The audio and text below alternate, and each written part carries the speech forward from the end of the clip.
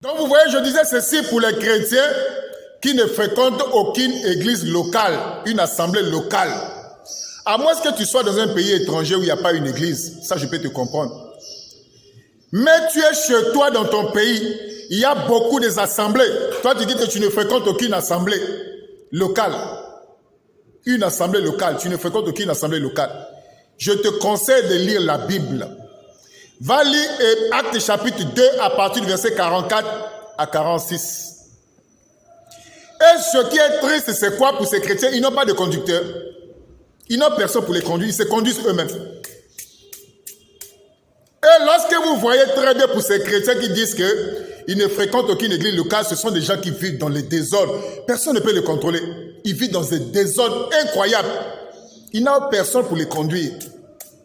Alors que la Bible dit ceci dans Hébreux chapitre 13, à partir du verset 17, obéissez à vos conducteurs. Un chrétien doit avoir un conducteur. Hébreux chapitre 13, à partir du verset 7, souvenez-vous de vos conducteurs. Hébreux chapitre 13, à partir du verset 24, saluez vos conducteurs. Ça, je m'adresse ici à tous ces chrétiens. Si tu as été déçu par une assemblée locale, cherche une autre église locale, une assemblée, un lieu de culte. Parce que la vie chrétienne, c'est une vie collective. C'est une vie d'ensemble, la vie chrétienne.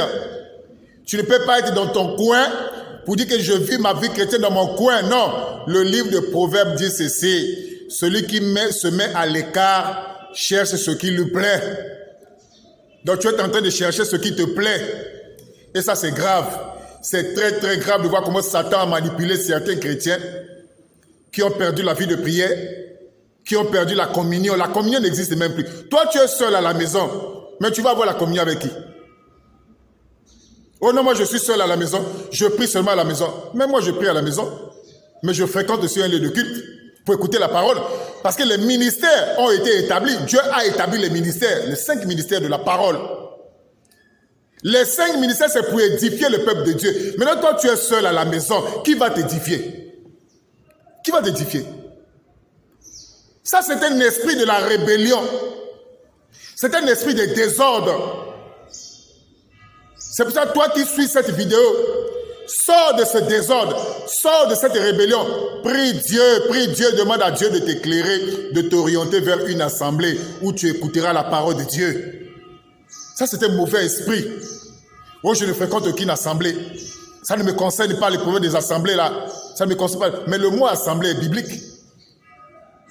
La Bible dit dans Hébreux chapitre 10 que je viens de vous lire, le verset 25. N'abandonnez pas votre assemblée, lieu de culte, assemblée. Toi, tu n'as pas d'assemblée. Tu es un chrétien solitaire. Tu te gères toi-même. Personne ne peut te contrôler. C'est une preuve que tu vis dans le désordre. Ça, c'est un esprit, c'est un mauvais esprit, un esprit de la rébellion. C'est pour ça, mes frères et sœurs, si tu es dans cette situation de rébellion, mon frère, il est temps pour toi de sortir de cette vie, de cette situation de rébellion. Cherche une assemblée. Demande à Dieu de t'éclairer, de te diriger vers une assemblée. Même si c'est une église de maison, mais l'église de maison est bien organisée, bien structurée. Dans une église de maison, ça se passe comme dans les églises locales. Bien structurées, bien respectées. C'est ça. Que Dieu vous soutienne, mes frères. Si tu es dans cette situation, sors de cette situation et que la grâce de Dieu soit avec toi, que Dieu puisse t'éclairer et que Dieu puisse te guider à sortir de cette rébellion, de ce mensonge. Ça, c'est un mensonge de Satan. Que Dieu vous bénisse et que la grâce de Dieu soit avec vous. Amen.